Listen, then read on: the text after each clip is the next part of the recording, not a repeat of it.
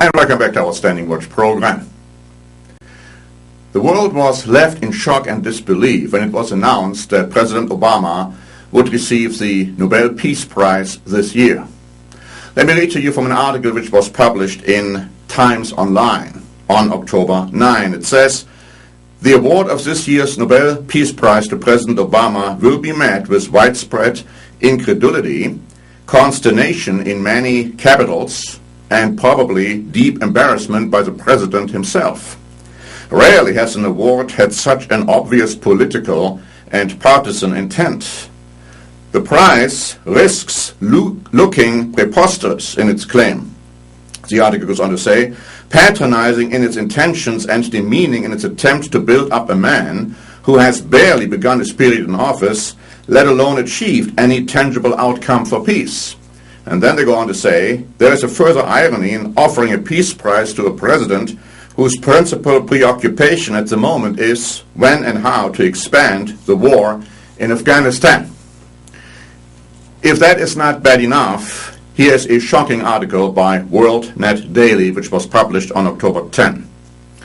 It says, a trends forecaster says the current economic rebound from last winter's Wall Street collapse of banks, insurance companies, and automobile manufacturers is an artificial blip created by phantom money printed out of thin air, backed by nothing. This forecaster, Gerald Celente, is very highly respected in the world of experts. The article goes on to say that this is much bigger than an economic collapse, he said. This is the decline of Empire America. This is the beginning of the greatest depression. And then it goes on to say that USA Today says Celente, quote, has a knack of getting the zeitgeist right. And CNBC says, quote, the man knows what he is talking about. He said that retail sales this coming Christmas season will be the real nail in the economic coffin. Tim Borelli in the Examiner noted that since 1980, Celente has made at least 40 accurate predictions about major world events, such as the 1987 stock market crash. Now comes his forecast for a global depression and for the United States, quote-unquote, Obamageddon. Of course, a play on words, Armageddon, the place where all the armies of the world will gather in order to move towards Jerusalem to fight the returning Jesus Christ. The article goes on to say that, in quoting Celente, what has happened in the Obama administration is that they have taken politics far beyond even what Bush took with the TARP program. For example, with his stimulus package, with the buyouts, with the bailouts, the rescue packages. These are unprecedented in American history. As that's not bad enough, notice what the article in the Telegraph, a British paper, said on October 6. In the most profound financial change in recent Middle East history, Gulf Arabs are planning, along with China, Russia, Japan, and France, to end dollar dealings for oil, moving instead to a basket of currencies, including the euro. And then the article concludes by saying, Iran announced last month that its foreign currency reserves would henceforth be held in euros rather than dollars. Bankers remember, of course, what happened to the last Middle East oil producer to sell its oil in euros rather than dollars. A few months after Saddam Hussein trumpeted his decision, the Americans and British invaded Iraq, close quote. The innuendo put forth by this British paper is clear.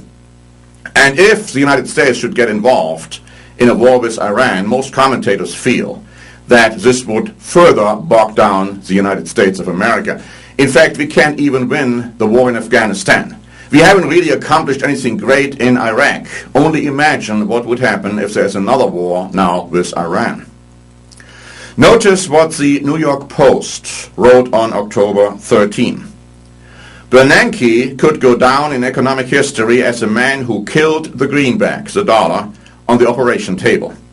After printing up trillions of new dollars and new bonds to stimulate the U.S. economy, The Federal Reserve Chief is now boxed into a corner battling two separate monsters that could devour the economy.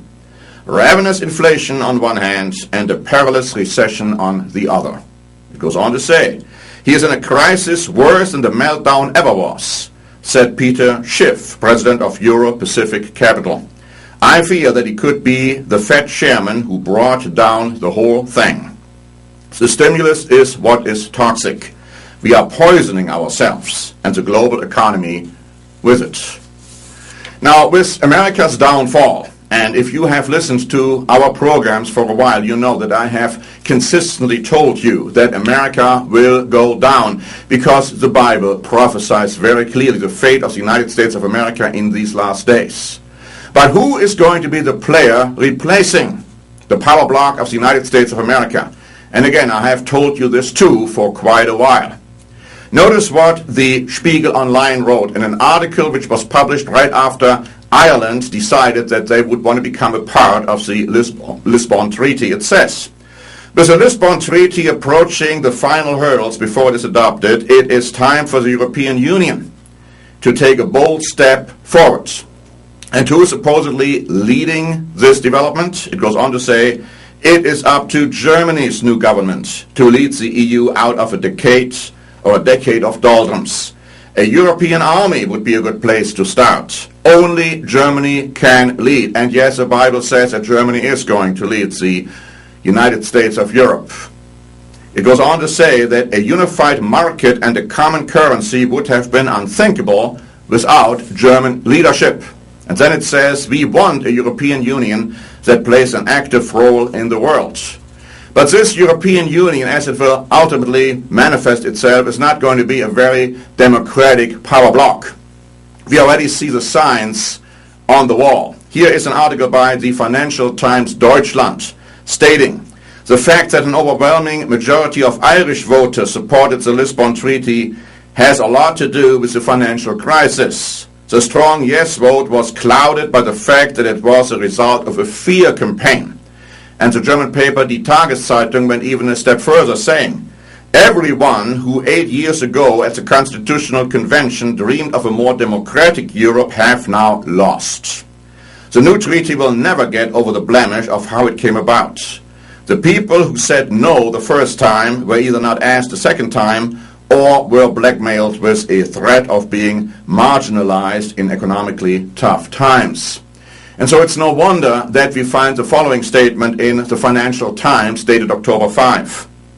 At last, Ireland has passed the Lisbon Treaty and now the European Union can move forward with its plan for, notice, world domination. Jean Monnet, the founding father of the EU, believed that European unity was not an end in itself, but only a stage on the way to the organized world of tomorrow. His successors in Brussels make no secret of the fact that they regard the Union's brand of supranational governance as a global model. And yes, the Bible says that Europe will unite. It will in fact be a revival of the ancient Roman Empire. And when that happens, the Bible says the return of Jesus Christ is very, very near.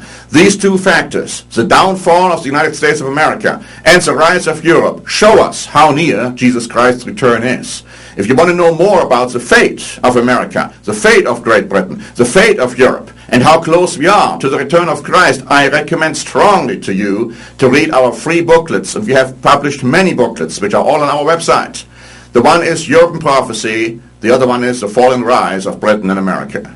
We'll keep you informed about these startling and exciting developments. Thanks very much for watching. This is Norbert Link for the Standing Watch program.